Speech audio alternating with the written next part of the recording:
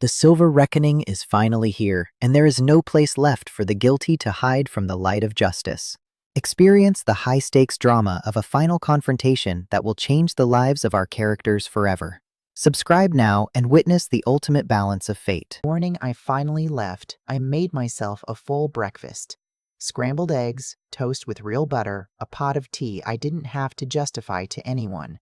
I sat at the small table by the window of my new kitchen and ate slowly, watching the birds at the feeder Harold had hung outside for me. A chickadee, 2 sparrows, a fat little wren who kept chasing the others off like she owned the place.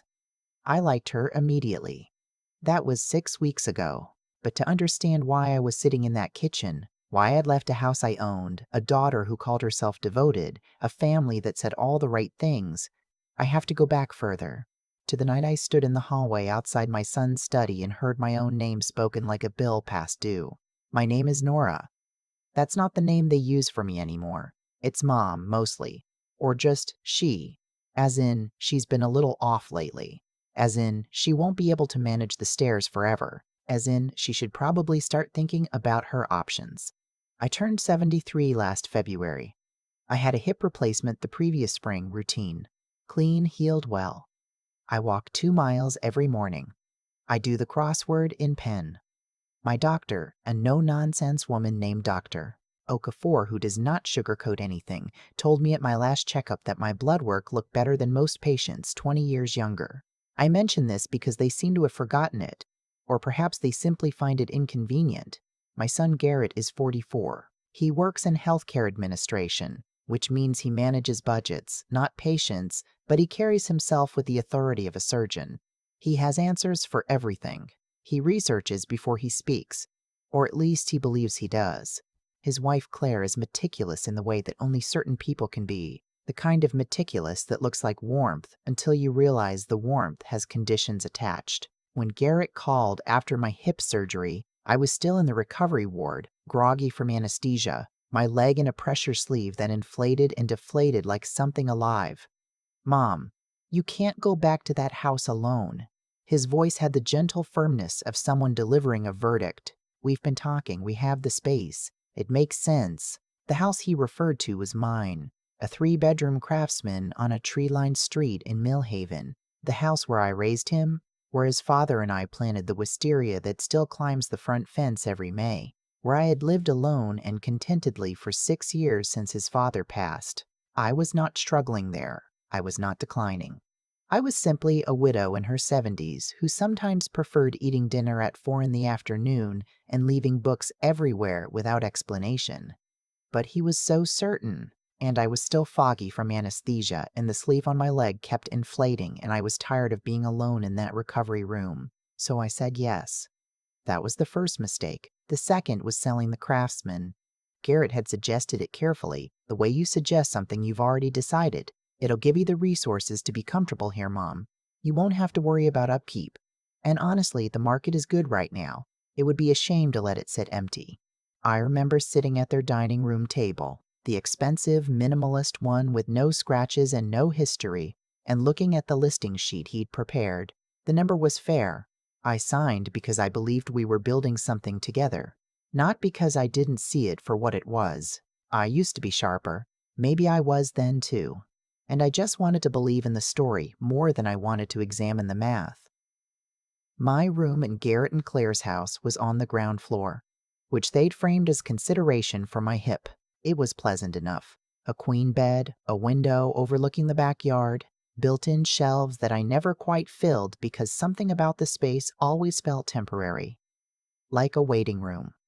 I kept my suitcases under the bed instead of in the closet.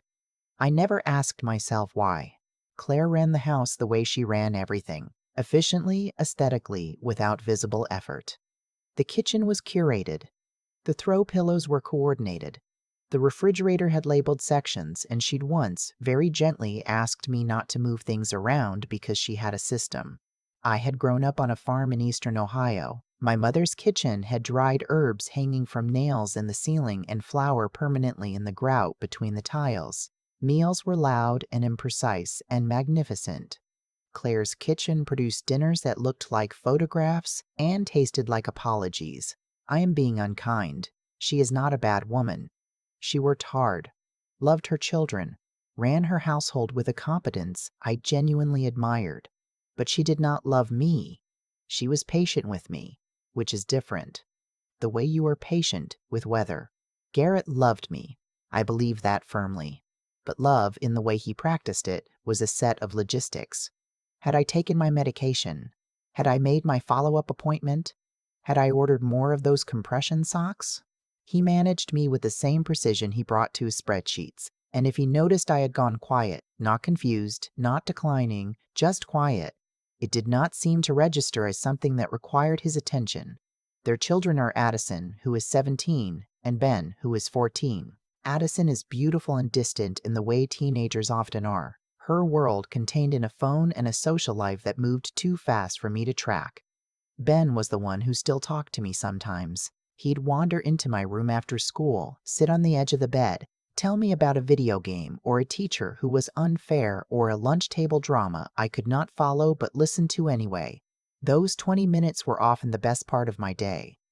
I had been living there 11 months when it happened, a Thursday evening in November. Garrett was on a call in his study. I could hear his voice through the door, measured, professional. Claire was in the kitchen. I was walking back from the backyard where I'd been tending the small container garden I'd set up on the patio. 3 pots of herbs, a rosemary bush that was doing improbably well, some late-season marigolds. I passed Garrett's study and heard my name. Not shouted, not cruel. Just spoken with the flat certainty of someone stating a fact that's been established for some time. She's not adapting well, I think. She seems lost a lot of the time. I caught her standing in the kitchen yesterday just staring out the window for like 10 minutes. A pause. The other person speaking, voice too low to hear. No, she's not unsafe, nothing like that. But Claire's exhausted, honestly. It's a lot. We thought it would be easier. Another pause. I've been looking at a few places. There's one called Pinecrest in Halverton that has really good reviews. Independent living, but with memory support available if that becomes necessary. Memory support. I stood in that hallway and I did not recognize myself in what I was hearing. I was a woman who had worked as a reference librarian for 31 years, who had read more books than most people owned, who drove herself to every appointment, who completed that crossword in pen every morning before the coffee finished brewing. I stood in a hallway in a house I'd helped purchase and listened to my son describe me as someone who might soon require memory support, and something inside me went very, very still. Not angry, not hurt, just still the way a house goes still in the moment before a storm decides what it's going to do. I went back to my room.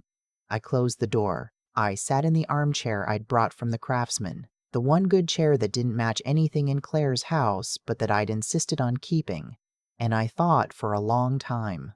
I thought about the candles. That had started about a month before.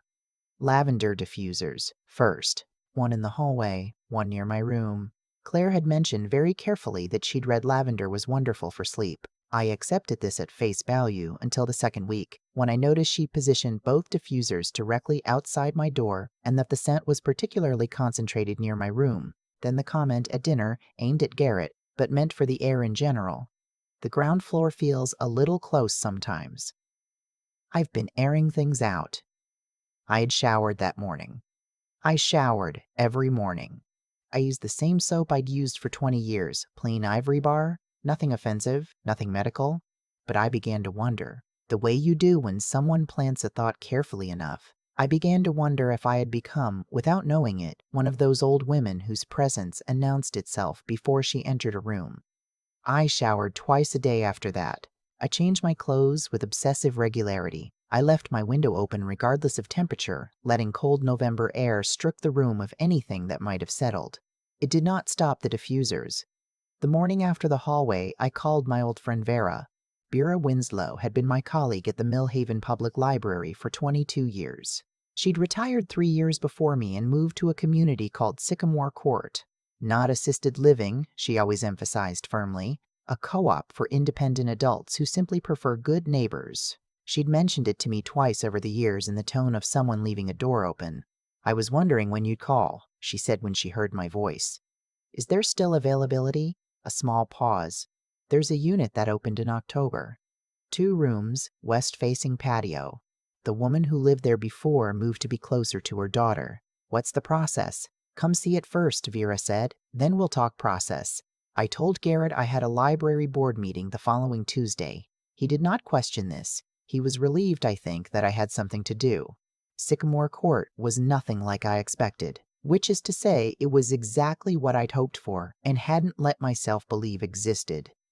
It sat on the east side of Millhaven, behind a row of old oaks that turned gold in October and hadn't finished yet. The buildings were low, 2 stories at most, connected by brick pathways and interrupted by gardens that had the controlled wildness of places genuinely tended rather than landscaped for appearances. Vera met me at the gate. She was 76 and looked somehow younger than she had at the library, looser in her posture, quicker to laugh. She was wearing gardening gloves she'd forgotten to remove. The unit's this way, she said, and led me down a path bordered by dried hydrangea heads, still clinging on. The apartment was smaller than my room at Garrett's house, but it felt larger because it was entirely mine. A living room with good light, a kitchen with deep counters and a window over the sink, a bedroom that fit a queen bed and a dresser and still left room to breathe, a west-facing patio where, Vera assured me, the afternoons were uncommonly good from April through October. I stood in the center of the empty living room for a long time. Well, Vera said, I need to understand my finances first, I said, before I can say anything. Understood. You should also talk to someone legal before you make any decisions. Are you still in touch with your attorney? I was. Elaine Whitmore had handled my husband's estate and the sale of the Craftsman. I called her from the car on the way back to Garrett's house, speaking quietly with the radio on so my voice wouldn't carry if I called from the driveway. She called me back that evening. I took the call in the backyard, standing next to the rosemary pot in the cold. Tell me what happened, she said. I told her about the sale of the Craftsman and the money that had gone into Garrett and Claire's household, not as a loan, not formally, but as what I'd called at the time a contribution to our shared life. About the diffusers, about the hallway, about Pinecrest in Halverton and memory support. There was a pause. How much did you contribute? I told her. Another pause. Nora, that money is almost certainly gone in the practical sense. You'd have a hard time recovering it without a paper trail that establishes it as a loan. But your savings are intact? Yes. Your pension? Yes. Then you have options. Her voice was even, which was why I'd always trusted her. Come in Thursday and we'll map it out. I went to Elaine's office twice in December, telling Garrett both times that I was having lunch with an old colleague. He nodded, already scrolling through something on his phone. I was becoming invisible to him in the way large, familiar objects become invisible, always there, registered only when something changes. The day I made my decision was a Saturday. Garrett and Claire had a holiday party. Their house, their friends, their world, the kind of gathering I recognized as something I was present for but not part of. I moved through the rooms with a glass of sparkling water, smiled at people who looked at me with the polite uncertainty of those who cannot place where they know you from. At one point, I found myself standing alone in the kitchen while the party went on in the other rooms, eating a piece of cheese and listening to the sound of laughter that belonged to everyone but me. I thought about my mother's kitchen. The herbs on nails. The flour in the grout. I set down the glass and went to bed. The next morning, I called Elaine and told her to proceed with whatever paperwork needed filing. Then I called Vera. Is that unit still available? As of yesterday? Yes. I'd like to apply. She exhaled something that was almost a laugh, almost relief. I'll tell Margot you're coming. I want to tell you how I packed, because it matters. I did not do it in a panic. I did not do it secretly in the night. I waited until Garrett and Claire took the children to visit her parents in December, a 5-day trip they'd mentioned to me the previous week with an addendum that felt like an afterthought. You'll be okay here, right? There's food in the fridge. I was more than okay. I was methodical. I had 17 boxes by day 3, not 17 of everything, only what was mine. The armchair. The good lamp from the Craftsman. My books, which filled 6 boxes on their own. The kitchen things I'd brought in gradually surrendered to Claire's system. My mother's cast iron pan, the good knives, the coffee press I'd stopped using because Claire preferred a pod machine, the photo albums, the little mahogany box where I keep letters from people I've loved. I left their towels in the linen closet. I left the guest room exactly as I'd found it. I remade the bed with fresh sheets, corners tucked, pillow centered. On the kitchen counter, I left a note. It said, "I found a home that suits me better. My attorney has my address. Please reach out when you're ready to talk. I love you both." Mom Vera arrived at 7 with a truck borrowed from her neighbor. We loaded everything by noon. When I walked out the front door for the last time, the sun was high and cold and very direct. I did not look back at the house. I looked at the wisteria on my old Craftsman, which I couldn't see from here, but which I knew was going dormant now, waiting for spring the way it always had. Patient, unquestioning, absolutely certain of its return. My unit at Sycamore Court was ready. Vera and her neighbor Darnell carried the boxes in. I unwrapped my mother's cast iron pan and set it on the stove. I put the lamp in the corner. I positioned the armchair to face the west-facing patio doors, where the afternoon light would come in long and golden from April through October, just as promised. Darnell hung a bird feeder without being asked.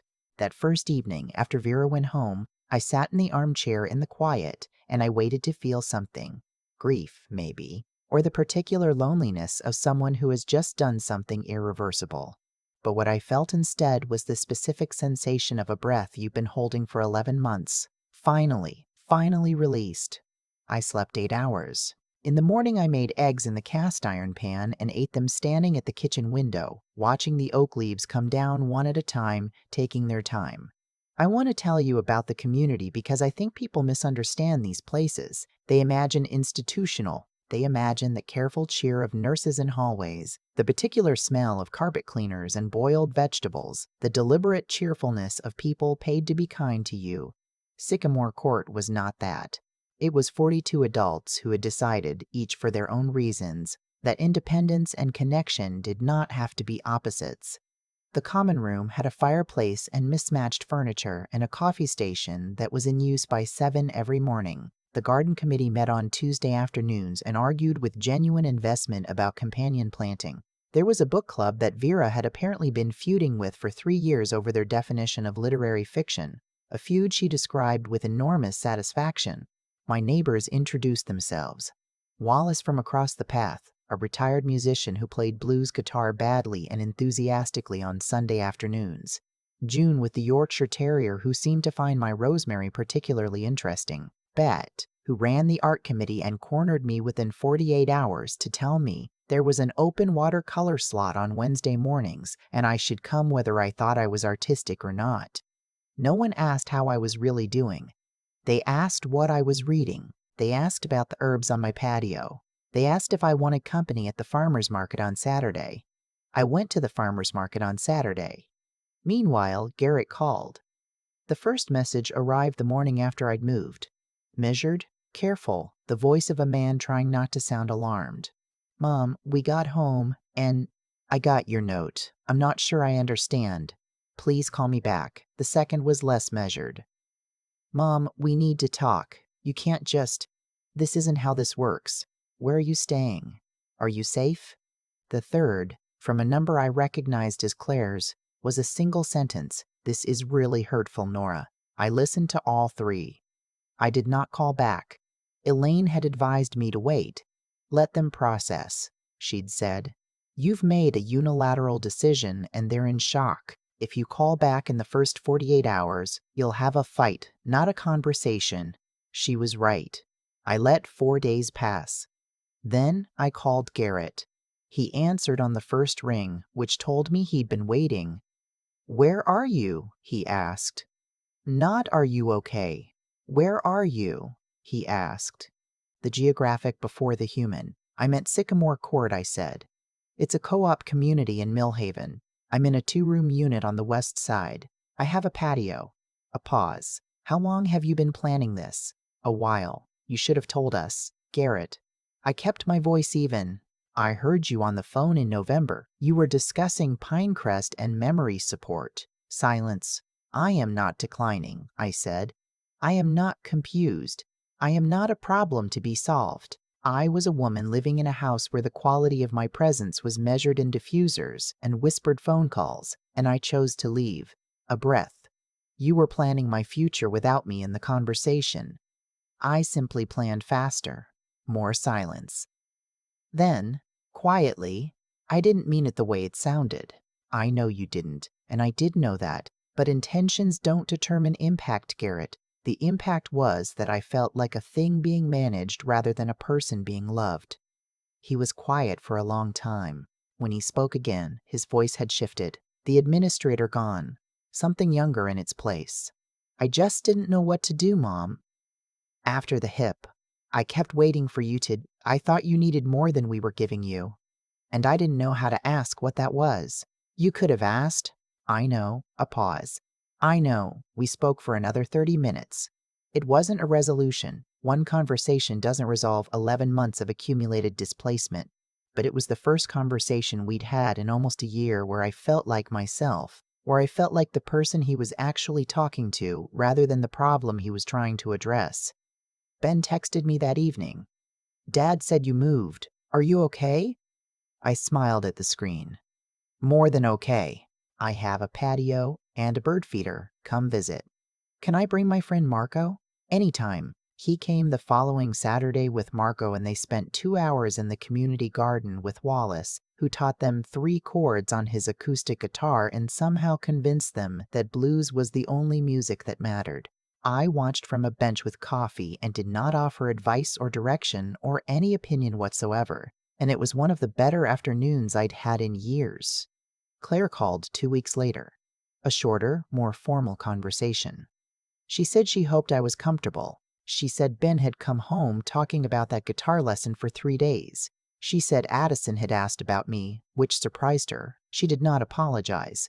But she also did not defend what had been done, and with Claire, that was itself a kind of admission. The diffusers, she said finally, at the end. I want you to know they weren't meant. I know, Claire. I did know. She had not been cruel. She had been uncomfortable with something she didn't know how to name, and she'd managed that discomfort in the way she managed everything, practically, efficiently, with no consideration for the person on the other end. I'm not angry about it anymore. I just needed you both to understand what it communicated. A pause. I understand. Good. A breath. Come for coffee sometime. The patio is quite good in the afternoon. Spring arrived late at Sycamore Court, then all at once. The oaks budding in a single week, the garden beds erupting in crocus and daffodil. The pathways suddenly populated again after months of coats and quick walks. I planted tomatoes, proper ones this time, deep containers with the right soil, positioned where they'd catch the full morning. Vera came by with basil starts from her own windowsill. Bet, from the art committee, stopped to offer unsolicited advice about water drainage, and then stayed for 40 minutes talking about heirloom varieties. The patio, as promised, was magnificent in the afternoon. I wore the navy dress to the spring dinner, the one I'd bought 5 years ago and worn twice before I moved into that guest room, before I started dressing for invisibility rather than myself. June from across the path said I looked wonderful. Wallace played 3 songs after dinner, and I danced with him, slowly and slightly off the beat, and did not care even a little. Garrett came in April, without Claire, without the children, just him, arriving on a Saturday morning with 2 cups of coffee from the place on Birchwood, and a look on his face I recognized from when he was a boy, when he'd done something he knew was wrong and couldn't find the words. We sat on the patio. The tomatoes were already climbing. This is a good place, he said, looking around. Yes, he turned the coffee cup in his hands. I've been thinking about what you said, about planning your future without you, about the phone call. He looked at me. I think I convinced myself I was being responsible. I didn't let myself see how it must have felt. It felt, I said carefully, like I was already gone, like you'd moved past me while I was still standing there. His jaw tightened, not with anger, with the particular pain of someone being told the truth about themselves. I'm sorry, Mom. I believed him. Thank you for saying so, I said. And then because it was also true, I should have said something sooner. I let it build instead of naming it. That's on me, too. He was quiet. Then, how are you? Actually? Actually? Actually?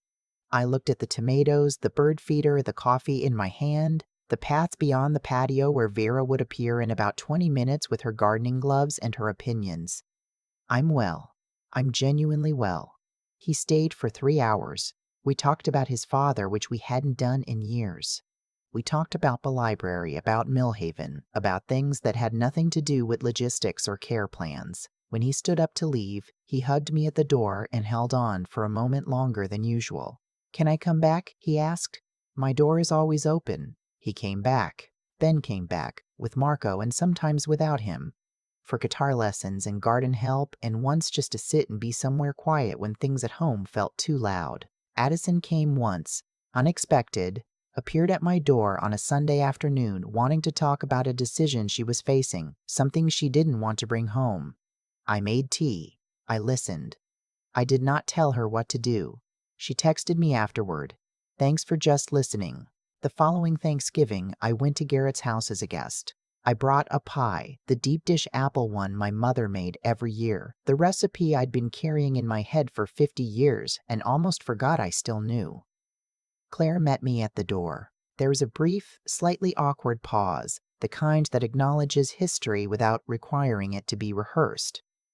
And then she said, "It smells amazing," and led me inside. The dinner was loud and imperfect and entirely itself. Ben knocked over a gravy boat. Addison laughed so hard at something she couldn't finish her sentence. Garrett told a story about his father that I hadn't heard in 20 years. I sat at the table and ate and laughed and was there, fully there as myself. Not the woman in the guest room, not the problem on the ground floor, not the managed inconvenience. Just their mother, just their grandmother, just Nora, just enough. After dinner, I stood at the kitchen window washing a dish I didn't need to wash, the way I sometimes do just to have somewhere to put my hands. Garrett appeared beside me, picked up a dish towel. We washed dishes in comfortable silence for a while. You know, he said finally, when you left, I was furious. I know. And then I was scared. I know that too. He dried a glass, set it on the counter. And then I went into your room and it was just empty. And I thought, that's actually what the last year looked like. That's what I made. He was quiet. I don't want to make that again. I handed him another glass. Then don't. He laughed, a short sound, surprised by it. That's it? Just don't? What else is there? I said. You know what it looked like. You know what to do differently. That's all anyone ever needs. We finished the dishes. Outside, the November dark had come down early, and the kitchen window made a pale rectangle of light against it. Inside, Ben was explaining something loudly and incorrectly about guitar theory. Addison was correcting him with the authority of someone who had looked it up 30 seconds ago. Claire was laughing in a way that made her look younger. I dried my hands. I thought of my patio in the morning, the bird feeder, the way the west light fell across the living room in late afternoon. I thought of Wallace's Sunday guitar and Vera's Tuesday arguments about literary fiction. I thought of the tomatoes I'd plant again in March, and the watercolor class on Wednesday mornings, and the particular pleasure of waking up in a space that was entirely my own. I was not angry at what had happened. I was not proud of how long I'd let it happen. I was simply grateful for the push that had felt like cruelty and turned out to be instruction, for the fact that I'd listened to it in time. Some people wait too long. They stay in rooms that shrink around them, rooms where the candles are not for light. They wait for someone else to notice. They wait for permission to be whole. I had waited 11 months, which was 10 months longer than I should have, but I had learned. And now, standing in my son's kitchen on Thanksgiving evening, surrounded by the noise and warmth of people I loved and who were learning, slowly, imperfectly, but genuinely, to love me back in kind, I understood something I wished I'd understood earlier. Your dignity is not theirs to give you. You have to bring it with you. You have to insist on it, name it, protect it.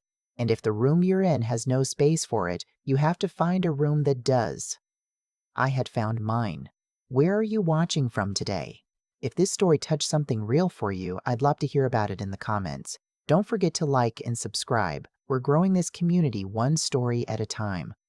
I've thought a lot about the 11 months I spent in that guest room. Not with bitterness, I'm past that now, but with the particular clarity that comes when you finally stepped far enough away from something to see its actual shape. What happened to me wasn't dramatic. No one raised a hand. No one screamed cruel things across a dinner table. It was quieter than that, and in some ways, quieter is harder to name. Garrett loved me. I still believe that. But love without attention is just good intention left in a drawer. And for 11 months, that's exactly where I was. Understood to be important, rarely actually seen. The thing about allowing yourself to become invisible is that it happens in increments so small you almost don't notice. You stop humming in the kitchen because you don't want to seem like you're taking up too much air. You stop moving things in the refrigerator because there's a system. You start dressing for absence rather than presence. Each adjustment feels like courtesy. Taken together, they are the erasure of a person. I let that happen. That's the part I've had to sit with. Not what they did, what I permitted. For far too long, because I was trying so hard to be easy, to be grateful, to be the kind of mother who doesn't cause difficulty, as if my dignity were a fair trade for their convenience. What Garrett did, planning my future, researching memory care facilities, whispering about my decline on a Thursday evening phone call, wasn't malicious. It was the result of a son who had stopped asking and started assuming. When we stop asking the people we love what they want, we start projecting what we fear onto them instead. He was afraid of losing me. He expressed that fear by trying to manage me. I understand it now. I didn't then, and understand it now. I didn't then. And understanding it doesn't mean it was acceptable. What changed everything wasn't the hallway moment. That was when I heard it plainly. What changed everything was the decision I made after, to treat myself as someone worth protecting. That is, I think, the quiet act of courage that most people never quite get to. Not grand gestures, not a dramatic exit speech, just the private decision. I matter enough to do something about this. Vera, Elaine, the application, the 17 boxes. None of that would have been possible if I hadn't first accepted, truly accepted, that I was allowed to want more than what I was getting. That's the part that nobody tells you. The logistics are straightforward once the decision is made. The decision is the hard part. The decision requires you to stop waiting for someone else to notice what you already know. Ben noticed eventually. So did Garrett. So, in her own way, did Claire. People often do, once you stop absorbing their inattention and start responding to it. I don't say this to make them the villains of my story. They aren't. They are people who needed a boundary drawn before they could see where the line had been. I drew it. That's on me, and I'm glad I finally did. The tomatoes are coming in well this summer. The patio gets good morning light. Wallace has learned a fourth chord and considers himself a musician. Vera is still feuding magnificently about literary fiction. Ben came by last week with a friend named Marco and stayed 3 hours and ate everything in my refrigerator, and I couldn't have been happier about any of it. This is what living on your own terms feels like. Not easy, not without complication, but genuinely yours. I wish I'd found it sooner. I'm glad I found it at all. If any part of this story felt familiar to you, if you recognize something in that hallway, in those diffusers, in the quiet accumulation of being treated like a problem rather than a person, I hope you'll remember this. The decision to reclaim yourself is always available. It doesn't require permission. It doesn't require the other person to understand first. It only requires that you decide you're worth the effort. You are. I promise you are.